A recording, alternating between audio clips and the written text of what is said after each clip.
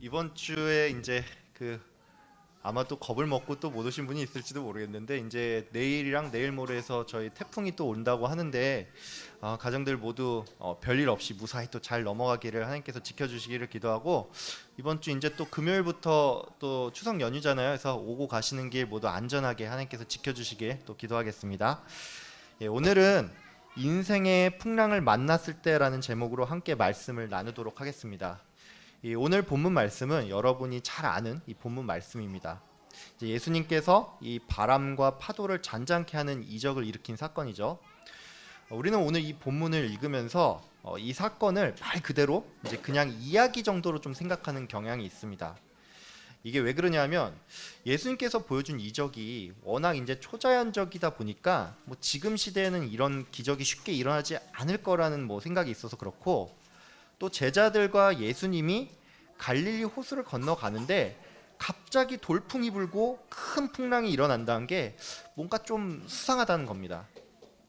여러분도 아시겠지만 이 예수님의 제자들은 어부였습니다. 그러니까 이 사람들이 평생 갈릴리 호수에서 이 물고기를 잡던 사람들인데, 어떻게 이 사람들이 이 날씨 체크를 하나 제대로 안 하고 예수님이 그냥 저쪽으로 가자고 하니까 별 생각 없이 그냥 배를 몰고 나갔겠냐는 것입니다. 그래서 이 갑자기 돌풍이 불고 큰 풍랑이 일어나서 이 파도가 들이치고 배에 물이 들어오는 장면은 뭔가 저자가 어떤 이 메시지를 의도하고 이건 좀 꾸며낸 이야기가 아닐까 이런 생각이 좀 든다는 것이죠. 물론 하나님께서 이 자연을 통치를 하시기 때문에 이 사건을 통해서 어떤 메시지를 우리에게 전달하고 싶어서 의도적으로 풍랑을 일으켰을 수도 있겠죠. 하지만 그게 어찌 됐든지 간에 이게 일반적으로는 좀 일어나기는 어려운 일 같아 보인다는 것입니다. 근데 이 일은 결코 꾸며낸 이야기가 아닙니다. 성경에 보면은 이 갈릴리 바다라는 말이 나오죠. 근데 이 갈릴리 바다는 진짜 바다가 아니라 내륙에 있는 큰 호수입니다. 이 갈릴리 호수는 이 해면보다도 낮은 위치에 위치하고 있습니다. 그래서 이 갈릴리 호수는 이제 서쪽에 있는 이 사막으로부터 바람이 불어오면 이 바람이 이제 갈릴리 호수에 들어올 무렵에는 갑작스러운 이 돌풍으로 변하기도 합니다. 이게 왜 그러냐면 이 사막지대가 일교차가 굉장히 이제 심하지 않습니까? 그래서 낮에는 엄청나게 뜨겁고 밤에는 갑자기 추워지죠. 그래서 이러한 기온차가 심한 곳은 이 기압의 변화가 심해서 갑작스러운 큰 바람이 불 수가 있다는 것입니다. 그래서 이 지질학자들이 공통적으로 얘기하는 게 있다면 이 갈릴리 호수는 큰 풍랑이 이제 종종 일어나는데 그 특징이 이 풍랑이 갑자기 또 돌풍으로 나타나는 경우가 있다는 것입니다. 그래서 예수님이 제자들과 함께 이 갈릴리 호수 건너편으로 갈 때 갑자기 바람이 불고 큰 풍랑이 일어나는 것은 실제로 일어날 만한 일이라는 것입니다. 우리는 오늘 이 본문을 통해서 몇 가지 우리의 신앙적인 메시지를 얻을 수가 있습니다. 갈릴리 바다는 우리의 인생과도 같습니다. 이제 큰 파도가 일어나고 이게 배가 흔들리는 것처럼 우리도 인생의 어려움이 찾아옵니다. 또 제자들이 이 배 안에서 이제 예수님과 함께 했던 것처럼 성도 또한 교회라는 배 안에서 예수님과 함께 동행하는 사람들입니다. 그래서 우리는 오늘 이 본문을 통해서 우리가 어떤 관점으로 인생을 바라봐야 하는지를 좀 알아보고, 또 우리가 믿는 그 믿음의 대상이 무엇이고, 그리고 그 믿음에 있어서 우리가 어떤 자세를 가져야 하는지를 한번 알아보도록 하겠습니다. 첫 번째로 우리는 우리의 인생이 항해와 같고, 그래서 인생의 풍랑이 일어날 수 있다는 사실을 좀 기억했으면 합니다. 여러분 혹시 여기 계신 분 중에 그 바닷가에 살았던 분 계십니까? 저는 직장 때문에 한 7년 정도 이 거제도에 살았는데 이 바다가 참 아름답습니다. 특히 언제 그러냐면 저녁 무렵 이제 노을이 딱 질 때 이 잔잔한 바다를 보고 있으면 특히나 그렇습니다. 근데 이렇게 아름다운 바다도 태풍이 불면 정말로 이 살벌한 곳으로 바뀝니다. 제가 이제 조선소에 있었거든요. 근데 이 태풍이 오면은 이 조선소 전체가 비상이 걸립니다. 여러분 예전에 혹시 그 태풍 매미라고 기억을 하시죠? 예. 그때 이 태풍이 이 거제도에 딱 올라와서 이 조선소에서 만들던 배들이 저 멀리 바다로 다 떠내려갔던 적이 있습니다. 그리고 태풍이 불면 이 바닷가는 바닷바람이 워낙 강하다 보니까 건물이 막 이게 흔들리기도 하고 이 창문이 정말로 깨지고 이 차량 도로에 있는 차량 표지판 같은 게 막 도로에 날아다니고 막 장난이 아닙니다. 이렇게 바다는 어떤 날은 굉장히 아름답지만 또 어떤 날은 이렇게 가혹한 곳이라는 것입니다. 이것은 우리의 인생 또한 마찬가지입니다. 우리의 인생은 어떤 날은 좀 평안하고 아름다운 날도 있지만 뭐 어떤 날은 정말 하루하루가 전쟁 같고 차라리 이럴 바에는 천국에 빨리 갔으면 좋겠다, 뭐 이런 날이 있다는 것입니다. 여러분, 여러분이 결혼했을 때를 한번 생각을 해보세요. 너무 오래전 일이라서 이제 기억이 잘 안 난다면 여러분 결혼식 그 당시에 찍었던 뭐 사진이나 영상을 한번 보길 바랍니다. 그러면 그 사진이나 영상을 볼 때 여러분 어떻습니까? 신랑 신부가 참 아름답고 행복한 표정을 짓고 있지 않습니까? 우리는 결혼을 할 때 앞으로 좋은 일만 일어날 것 같다는 뭐 그런 생각을 합니다. 근데 결혼 생활을 해보면 뭐 항상 좋은 일만 있는 건 아니죠. 결혼을 했기 때문에 하지 못하는 일이 생기고 또 반대로 결혼을 했기 때문에 해야만 하는 것들이 생깁니다. 근데 이런 게 어떤 때는 우리 인생에 조금 고달픔을 좀 안겨주기도 한다는 것이죠. 예. 여러분 오해는 마세요. 저는 굉장히 행복하게 잘 살고 있습니다. 예. 여러분 여러분이 아이를 볼 때는 좀 어떻습니까? 우리 아이들 굉장히 사랑스럽지 않습니까? 근데 이런 말이 있습니다. 이 아이들이 가장 천사 같아 보일 때는 아이들이 잠에 든 순간이다. 예. 이 말이 의미한 게 뭐죠? 예. 아이들이 깨어 있을 때는 많은 경우 우리가 굉장히 힘들다는 것입니다. 영화부에 보면 우리 부모님들이 이제 예배를 드리다가 종종 예배 중간에 사라지는 경우가 있습니다. 특히나 이제 남자아이를 둔 부모님들이 그런데 이게 왜 그러냐면 애들이 너무 떼를 많이 써서 아니면 말을 잘 안 들어서 중간에 애들을 데리고 나가는 경우가 있습니다. 저기 우리 정혁이가 또 떼를 쓰고 있잖아요. 이런 것처럼 그런 경우 많습니다. 이 결혼 생활과 육아만 우리가 봐도 알 수가 있지만 우리의 인생은 항상 평안하고 좋은 일만 있는 것이 아니라 어떤 날은 또 이게 전쟁과도 같고 또 이 공고한 날도 있다는 것입니다. 그래서 전도서는 이렇게 말을 하고 있습니다. 형통한 날에는 기뻐하고 공고한 날에는 되돌아보아라. 이 두 가지를 하나님이 병행하게 하사 사람이 그의 장래의 일을 능히 헤아려 알지 못하게 하셨느니라. 즉 인생은 형통한 날이 있는가 하면 이 곤고한 날도 있다는 것입니다. 그래서 우리는 우리의 인생을 절대 과신하면 안 됩니다. 여러분 중에 이 자신의 이 건강을 자신하는 분이 계십니까? 혹시 여러분 중에 어떤 분은 뭐 사업에 성공을 한 분도 계실 것이고 지금 경제적으로 조금 여유가 있는 분도 계실 겁니다.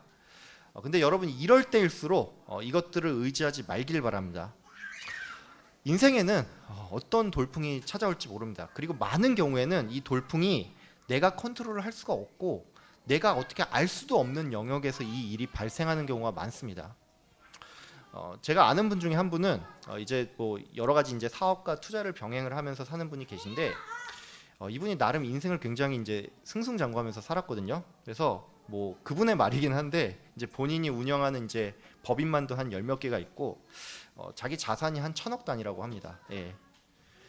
별로 안 놀라시네요. 예. 여러분 모두 집에 다 1,000억 이상씩 다 있길 바랍니다. 예. 근데 이분이 이제 코로나 전에 이 사업을 여러 개를 시작을 했다고 합니다. 근데 이게 사업을 시작할 때만 해도 이게 다 될 만한 사업이었다고 합니다. 왜냐하면 이분이 이제 뭐 경매를 하는데 굉장히 장사가 잘 되는 그런 사업장을 싸게 낙찰을 받았기 때문이라고 했습니다.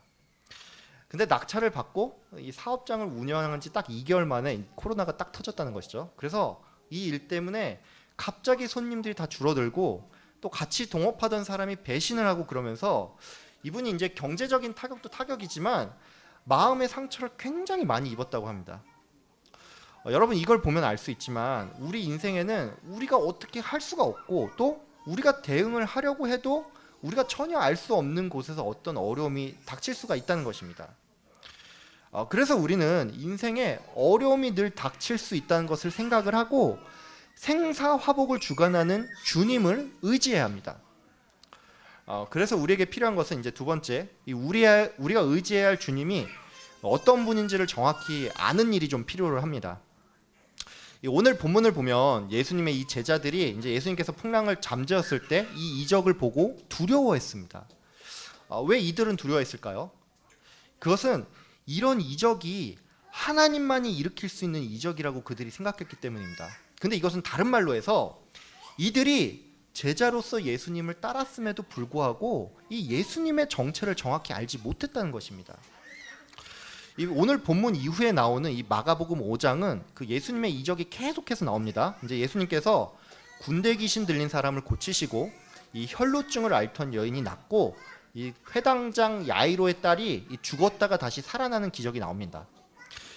근데 이러한 이적들은 인간이 어떻게 뭐 노력을 한다고 해서 이루어질 수 있는 그런 일들이 아닙니다.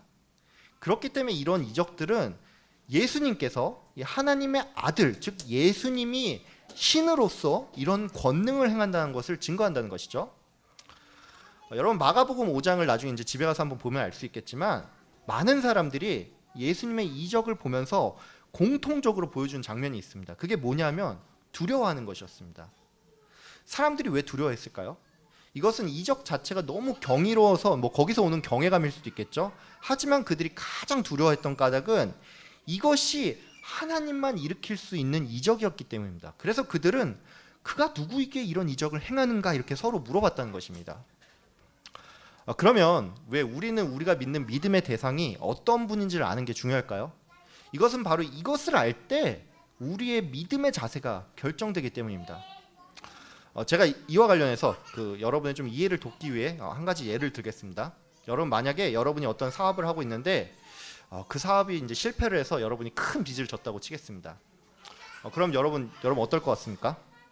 당연히 죽을 맛이겠죠. 뭐 경제적으로 어려운 건 둘째치고 뭐 여기저기서 이제 빚을 갚으라는 이 독촉이 날라오면 여러분 정말로 이 생명의 위협 속에서 하루하루를 살아갈 겁니다. 근데 여러분이 그런 상황에 있는데 만약에 제가 여러분에게 딱 다가가서 성도님 힘드시죠? 얘기 들었는데 뭐 지금 빚만 한 30억 있다고 하는데 제가 성도님의 빚을 다 갚아줄 테니까 이제 안심하시고 평안한 마음을 가지십시오. 뭐 제가 이런 말을 한다면 여러분 제 말 믿겠습니까? 예. 어떤 사역자가 아무리 신실해 보여도 이런 말을 그냥 전도사가 딱 한다면 아마도 신뢰감이 전혀 들지 않을 겁니다. 그럼 왜 그렇죠? 이것은 바로 이 전도사가 받는 사례비가 뭐 기껏해야 거기서 거길 거라는 생각을 여러분이 하기 때문입니다. 뭐 제가 사례비를 얼마를 받는지 정확하게 말씀을 드릴 수는 없는데 뭐 간단히 말씀드리면 지금 제가 받는 이 사례비는 제가 직장생활 받았던 월급의 3분의 1보다 이하 수준입니다. 예. 그러니까 이런 제가 여러분에게 나타나서 빚을 갚아주겠다고 딱 하면 여러분 당연히 의심이 되겠죠. 그러면서 여러분은 아마도 저한테 전도사님 그냥 기도나 해주십시오 막 이렇게 말을 할 겁니다. 근데 만약에 여러분이 역시나 동일한 상황이 있는데 어떤 사람이 딱 나타나서 여러분의 빚을 갚아주겠다고 말을 했는데 이 사람이 뭐 예를 들어서 뭐 삼성전자의 이재용 부회장이라면 여러분 어떨 것 같습니까? 그러니까 여러분의 사업이 부도가 났는데 이 삼성전자 이재용 부회장이 여러분이 딱 나타나서 그 빚을 우리 회사가 대신 승계해 줄 테니까 대신 이 반도체 생산 관련한 일을 좀 같이 하시죠. 뭐 이렇게 말을 한다면 여러분 어떨 것 같습니까? 이거 뭐 게임이 끝난 거죠. 예? 그러면 여러분은 왜 방금 전에는 이렇게 착하고 성실한 영화부 전도사가 도움을 주겠다고 할 때는 반신반의했는데 이재용 부회장이 여러분에게 도움을 주겠다고 하면 왜 덜컥 믿음과 소망이 생겨납니까? 예? 이것은 바로 이 사람이 이 일을 실제로 해결할 만한 충분한 차고 넘치는 능력이 있기 때문입니다. 이처럼 우리가 우리의 믿음의 그 대상이 어떤 분인지를 안다는 것은 우리의 믿음의 자세를 결정하기 때문에 매우 중요하다는 것입니다. 예수님 어떤 분입니까? 예수님은 이 땅에 오기 전부터, 더 정확히 말하면 세상이 창조되기 전부터 성부 하나님과 함께 계시고 또 이 세상을 성부 하나님과 같이 창조하신 분이십니다. 즉 그분은 세상을 창조하시고 세상을 주관하는 하나님 그 자체라는 것입니다. 이 마가복음 1장은 이렇게 시작합니다. 하나님의 아들 예수 그리스도의 복음의 시작이라. 즉 마가복음은 이 시작부터 예수 그리스도가 하나님의 아들임을 밝히고 있습니다. 그러니까 이 말은 저자가 예수 그리스도를 바라보는 그 관점이 확고하다는 것이고 그렇기 때문에 마가복음에 나오는 예수님의 이 많은 이적들은 그가 곧 전능하신 하나님임을 증거한다는 것입니다. 우리는 지금 우리가 믿는 예수님이 어떤 분인지를 알아야 우리의 믿음이 확고할 수가 있습니다. 여러분은 어떤 마음으로 이 예수님을 바라보고 계십니까? 뭐 어떤 그 종교심에 의거해서 뭐 아니면 뭐 신앙 위인으로 우리가 이제 본받을 대상 정도로 뭐 예수님을 생각하고 있지는 않습니까? 물론 우리는 예수님을 본받기 위해서 노력을 해야 합니다. 하지만 그 이전에 우리는 그분이 전능하신 하나님임을 알아야 합니다. 우리가 이것을 모른다면 뭐 우리의 믿음은 또 우리가 뭐 주께 구하는 모든 기도는 그저 우리의 어떤 바람에 그치거나 아니면 허공을 치는 메아리밖에 되지 않을 것입니다. 그래서 우리는 우리의 이 믿음이 허공을 치지 않기 위해서라도 그분이 어떤 분인지를 알아야 한다는 것입니다. 앞서 우리는 우리의 믿음의 대상을 알아야지만 이 믿음의 자세가 결정된다고 말씀을 드렸습니다. 그래서 우리는 이제 마지막으로 그럼 우리가 어떤 믿음의 자세를 가지고 살아야 하는지를 좀 알아보도록 하겠습니다. 여러분 오늘 본문 읽으면서 조금 이상한 생각 들지 않았습니까? 제가 설교 중에 이런 질문을 되게 자주 하죠. 그래서 여러분은 매번 이게 뭐가 이상한지 잘 모르는데 그래서 제가 질문을 좀 드리겠습니다. 여러분은 이 제자들이 이 풍랑을 만났을 때 이들이 이제 예수님께 찾아가서 도와달라고 말씀을 드렸잖아요. 말을 했잖아요. 근데 이게 믿음이 없는 행위라고 느껴지십니까? 조금 긴가민가 하죠. 예. 그럼 제가 이제 질문을 바꿔보겠습니다. 여러분이 살면서 이제 어떤 어려움을 만났는데 그때 이것을 놓고 이제 예수님의 이름으로 기도를 드렸습니다. 그럼 이건 믿음의 행위일까요? 아닐까요? 이건 당연히 믿음의 행위입니다. 우리가 믿음이 정말로 없다면 애초에 구하지 않는 게 정상이겠죠. 근데 왜 예수님은 이 제자들을 향해서 믿음이 없다라고 책망을 한 걸까요? 이것은 우리가 겉으로 볼 때는 이 제자들의 행동이 믿음의 행위처럼 보이는데 실상은 그들이 예수님을 온전히 신뢰하지 않았기 때문입니다. 즉 예수님은 자기에게 다가와서 살려달라고 구한 그 제자들의 행위를 문제 삼은 게 아니라 그들이 처음부터 믿음을 가지고 구하지 않은 그 불신앙의 자세를 꾸짖었다는 것입니다. 제자들은 예수님을 깨우기 전에 우리가 다 죽게 되었다고 말을 했습니다. 이 말이 의미한 게 뭘까요? 이것은 이들이 예수님이 옆에 함께 있음에도 불구하고 그분을 신뢰하지 않았다는 것을 의미합니다. 이들은 아마도 이 풍랑이 불고 이제 파도가 배 안에 들이닥쳤을 때 처음에는 자기의 힘으로 어떻게든 살려고 노력을 했을 겁니다. 근데 그들은 이렇게 해도 안 되니까 이제 그제서야 예수님이 우리보다는 능력이 있으니까 뭐라도 하시겠지 뭐 이런 심정으로 예수님을 깨웠다는 것입니다. 여러분이 지금 그 제자라고 생각을 해보세요. 그러면 예수님이 이렇게 주무시는 모습을 보면 여러분 어떤 마음이 들겠습니까? 내가 살 수 있다는 그 믿음이 없다면 지금 내가 다 죽어가는 마당인데 저분은 왜 태평하게 주무시고만 계시지? 이런 마음이 들면서 원망스럽겠죠? 근데 내가 예수님과 함께 하니까 반드시 살 수 있어 이런 믿음이 있다면 여러분 어떨 것 같습니까? 예수님이 저렇게 편하게 주무신 거 보니까 이거 별일 아닌가 보네 뭐 이런 생각을 하지 않겠습니까? 여러분 자신을 한편 살펴보시길 바랍니다. 여러분이 어떤 문제 상황 가운데 있을 때 여러분은 이 문제를 보고 두려운 마음으로 기도를 하십니까? 아니면 정말로 이 문제의 상황보다 훨씬 크신 이 모든 걸 컨트롤하시는 예수 그리스도께서 가장 좋은 길로 우리를 이끌어 주실 거란 그 믿음을 가지고 기도합니까? 물론 우리가 이 생각하는 좋은 길이 뭐 예수님의 생각과는 조금 다를 수도 있겠죠. 하지만 우리는 많은 경우에 이 전자의 자세로 문제에 포커싱을 해서 두려운 마음으로 기도를 하고 있다는 것입니다. 여러분은 그냥 뭐 어떤 답답한 마음을 토하기 위해서 이 기도의 자리를 찾고 있지는 않습니까? 기도의 자리는 지키면서도 내가 이 기도를 한 지가 얼만데 이게 그렇게 쉽게 해결이 되겠어? 뭐 이런 마음으로 기도하고 있지는 않습니까? 여러분 우리는 온전히 예수를 믿어야 합니다. 겉으로 보이는 어떤 행위가 아니라 우리가 겉으로 보이는 어떤 행위가 우리의 믿음을 증거하는 것이 아닙니다.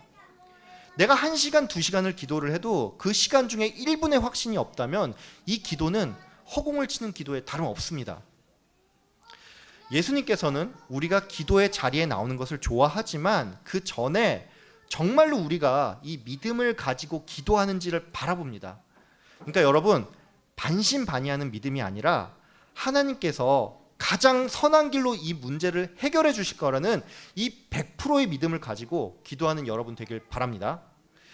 예수 그리스도께서는 너희가 기도할 때 무엇이든지 믿고 구하는 것은 다 받을 것이라고 말씀하셨습니다. 또한 인간의 부모도 자식에게 좋은 것을 줄 아는데 하늘에 계신 너희 아버지께서 구하는 자에게 좋은 것을 주시지 않겠느냐고 말씀하셨습니다. 여러분, 믿음을 가지고 기도하는 여러분 되길 바랍니다. 만약에 나의 이 믿음이 부족하다면 나의 믿음 없음을 불쌍히 여겨주시고 이 믿음을 달라고 기도하는 여러분 되길 바랍니다. 하나님 아버지께서 여러분의 기도에 가장 좋은 것으로 응답하실 것입니다. 인생의 풍랑 가운데 있는 우리를 하나님께서 보호하시고 또 가장 선한 길로 이끌어 주심을 굳게 믿는 여러분 되길 주의 이름으로 축복하며 기도합니다. 아멘. 기도하겠습니다. 전능하신 하나님 아버지, 감사합니다. 오늘 말씀을 통해 우리 인생 가운데 풍랑이 찾아오는데 그 순간마다 우리가 예수 그리스도를 찾아야 함을 알게 해주신 감사합니다. 아버지, 우리는 기적에 너무 포커싱하는 것이 아니라 예수 그리스도께서 지금 나와 동행하고 있다는 그 사실에 포커싱해서 우리가 인생의 풍랑을 만났을 때 그 풍랑을 바라보고 문제 상황을 바라보고 낙심하고 두려운 마음으로 기도하는 것이 아니라 예수 그리스도가 지금 이 순간도 나와 함께 하시고 나와 동행하시고 나의 앞서서 이 모든 길을 예비하고 계신다는 그 굳건한 믿음을 가지고 믿음으로 기도하는 우리 모든 영화부 가정 될 수 있도록 주님 인도하여 주시옵소서. 특별히 하나님, 병환 가운데 있는 우리 성도님들 있습니다. 아버지, 긍휼한 마음을 베풀어 주셔서 주님, 우리가 한 마음으로 합심하여 기도할 때 주님, 의인의 기도는 간구할 때 그 힘이 크다고 하였습니다. 아버지 하나님, 주님께서 정말 손가락 하나만 움직이고 생각만 하는 것만으로도 병이 나을 줄 알고 있습니다. 아버지, 주님께서 역사하여 주셔서 하나님, 그 병이 깨끗이 낫는, 건강하게 되는 또한 이적을 또 기적을 우리가 경험하고 하나님께 영광 돌릴 수 있는 그런 감사한 시간이 될 수 있도록 주님 인도하여 주시옵소서. 감사드리오며 예수님의 이름으로 기도하였습니다. 아멘.